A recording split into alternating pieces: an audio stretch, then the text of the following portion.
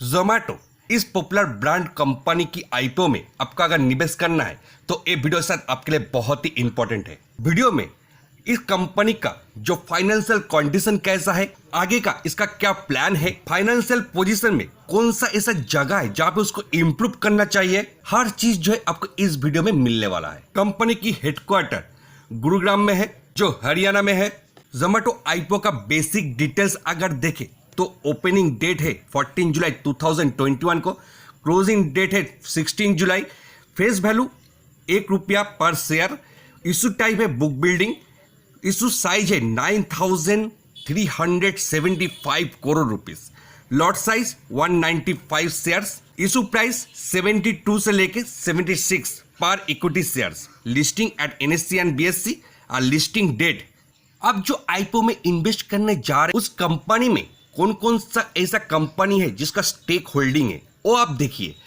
Defender Goyal का पास में 5.51%, सिक्वाया capital का पास में 5.98%, टाइगर ग्लोबल का पास में है 6% और उबर बीवी का पास में 9.13%, एंड फाइनेंशियल का पास में 16.53% और इन्फो एज जिनका पास सबसे ज्यादा शेयर होल्डिंग स्टेक है वो है 18.55%। 2010 से वैल्यूएशन का साथ साथ शेयर प्राइस का ग्राफ आप यहाँ पे देख पाएंगे, इस तरह से ऊपर की तरफ गया है।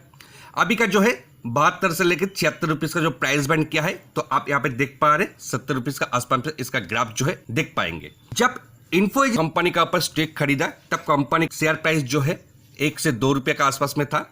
नवंबर 13 में अगर देखेंगे तो वो टाइम में सिक्वाया इन्फोएज ने इसके ऊपर स्टेक खरीदा और उसके बाद स्टॉक प्राइस जो है थोड़ा सा इंक्रीज होना शुरू किया। 2018 फरवरी या नवंबर में जब एंड ग्रुप और उसके साथ साथ एंड ग्रुप डिलीवरी हीरो दोनों मिलकर जब स्टेक खरीदा तब वैल्यूएशन देखिए किस तरह से ऊपर तरफ गया है। अगस्त 2020 में जब टाइगर, टेमासेक एंड कोरा तीनों मिलकर स्टेक खरीदा तब कंपनी का जो स्टॉक प्राइस देखिए यहीं पर आया, कम से कम 40 से लेकर 45 रुपए तक इसमें बीच में आपको देखने को मिलेगा। उसके बाद देखिए जुलाई 2021 में जब आईपीओ आया कंपनी का स्टॉक प्राइस सीधा ऊपर की तरफ गया, तो मतलब 45 रुपया से अगर माने तो कंपनी का स्टॉक प्राइस आप देख पा रहे हैं, आप प्राइस बैंड है वो है 72 से लेकर 76 रुपीज का आसपास में है। तो इस तरीके से कंपनी का जो स्टॉक प्राइस धीरे धीरे करके ऊपर की तरफ इंक्रीज हुआ है। लेकिन जितना सारे इन्वेस्टर इस कंपनी का ऊपर इन्वेस्ट किए उसमें सबसे ज्यादा बिगेस्ट गेनर है इन्फोएज इंडिया लिमिटेड। अगस्त 2010 में इसमें इन्वेस्ट किया और उसका एवरेज एक्विजिशन कॉस्ट जो हुआ वो हुआ 1.16 पर शेयर्स। अभी उसका रिटर्न एज ए परसेंटेज देखे 6,500% का आसपास में उसका रिटर्न जो है गेन हुआ है। कंपनी का फाइनेंशियल में थोड़ा सा अगर नजर डालेंगे तो आपको 2018 से कम 5.5 गुना इंक्रीज होते हुए आपको देखेंगे, जहां पे फिजिकल 2018 में रेवेन्यू ग्रोथ था 466 करोड़ ओनली और वहां पे 2019 में और लगभग 3 गुना बढ़ गया। और वहीं से अगर 2020 का फिजिकल देखेंगे तो उसमें भी डबल होते हुए आपको देखने को मिलेगा, जो अमाउंट है 2,604 करोड़ के आसपास में। लेकिन लॉकडाउन का दौरान मतलब अप्रैल से दिसंबर महीना जो लॉकडाउन पीरियड था कोरोना वायरस के चलते, वो टाइम में रेवेन्यू ग्रोथ जो आपको आधा होते हुए दिखेगा, जो 1,301 करोड़ के आसपास में। लेकिन अब मैं आपको जो दिखाने जा रहा हूं वो देखते हुए शायद आपको इसमें इन्वेस्ट करने के लिए आप एक बार जरूर सोचेंगे। कंपनी का EBITD का अगर देखेंगे तो आपको पूरा का पूरा माइनस देखने को मिलेगा, वो भी 2018 से लेके 9 मंथ FY21 तक। EBITDA को डिस्कशन करने से पहले आपको इसका फुल फॉर्म जानना बहुत जरूरी है।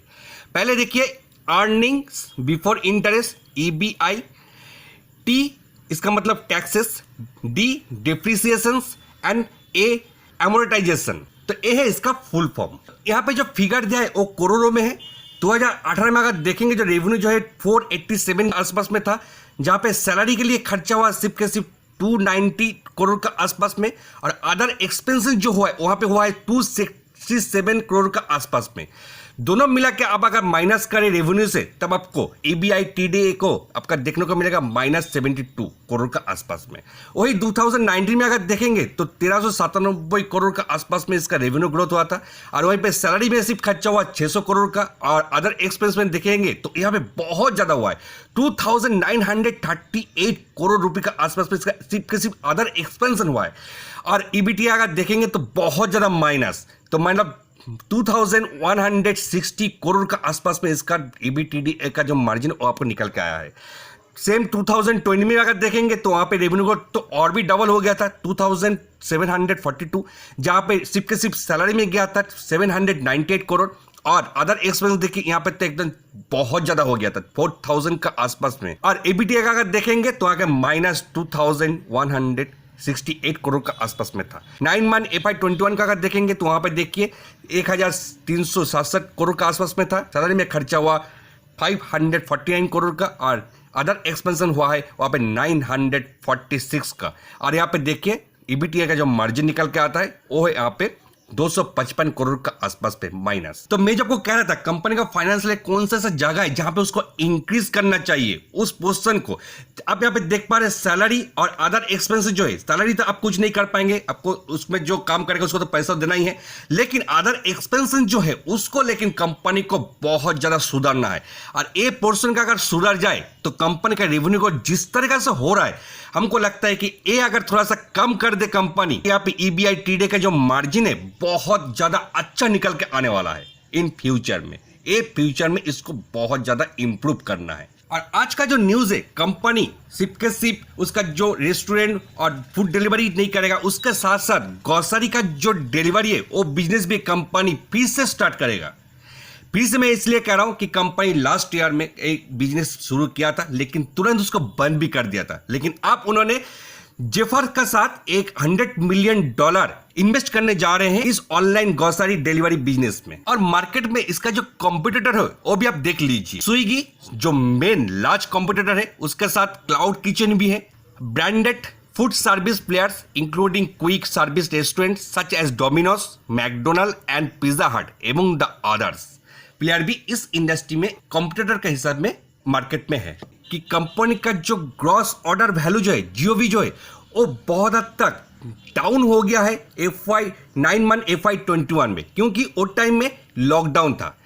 उसके लिए बहुत सारे रेस्टोरेंट जो है वो शटडाउन था, डिलीवरीज जो है वो भी हॉल्टेड हुआ है, और पब्लिक जो है वो भी सबसे ज्यादा होममेड फूड जो है उसको ही खाना पसंद किया है। तो इसलिए आप अगर रिसेंट 9 मंथ FY21 का अगर उसका ग्रॉस ऑर्डर वैल्यू अगर देखेंगे, वो आपको सही इंडिकेटर एक्चुअली नहीं होगा। पास्ट ईयर अगर देखेंगे तो आपको इसका ग्रॉस ऑर्डर वैल्यू जो है वो बहुत हद तक अच्छा खासा इंक्रीज हुआ है। अब आते हैं जोमेटो IPO में आपको निवेश करना चाहिए कि नहीं चाहिए। इस IPO में लिस्टिंग गेन सिर्फ एक कंपनी का जो ब्रांड का जो पॉपुलैरिटी है उसका चलते आपको मिल सकता है।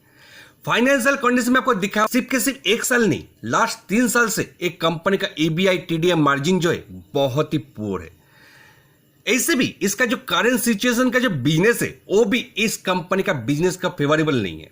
मतलब जिस तरीके से आपको बूस्ट मिलना चाहिए कंपनी का बिजनेस, वो बूस्ट आपको अभी करंट सिचुएशन में नहीं मिलने वाला है। आफ्टर कोविड का बाद भी पता नहीं कितना दिन तक कोविड चलने वाला है, तो उसका बाद जब रेस्टोरेंट और उसके साथ साथ स्मूथ डिलीवरी जब तक उसको नहीं मिलेगा, कंपनी का बिजनेस भी बूस्ट नहीं हो सकता है। लेकिन एक चीज मैं आपको यहाँ पे प्लस पॉइंट दिखाया हूं, कंपनी का जो GOV और मतलब ग्रॉस ऑर्डर वैल्यू और AOV जो एवरेज ऑर्डर वैल्यू है वो बहुत ज्यादा साल भर साल इंक्रीज हो रहा है, जिसका चलते पोस्ट कोविड का बाद आपको एक कंपनी के अंदर जो रेवेन्यू है वो बहुत ज्यादा इंक्रीज होते हुए आपको देखने को मिल सकता है। लेकिन कंपनी का एक ही प्रॉब्लम है, बहुत ज्यादा एक्सपेंशन कर दे रहा है, जिसके लिए उसका रेवेन्यू जो है हाथ में नहीं लग रहा है। IPO में अगर इसमें इन्वेस्ट करना है तो मुझे लगता है कि आपको 2 लॉट से ज्यादा इसका ऊपर निवेश करना नहीं चाहिए। और एक कंपनी का अंदर आपको डीम रिटर्न तभी जाके देखने को मिलेगा जब एक कंपनी खर्चा कम करेगा और रेवेन्यू ज्यादा इनकम करेगा, तब जाके आपको इस कंपनी में डीम रिटर्न मिलने को देखेंगे।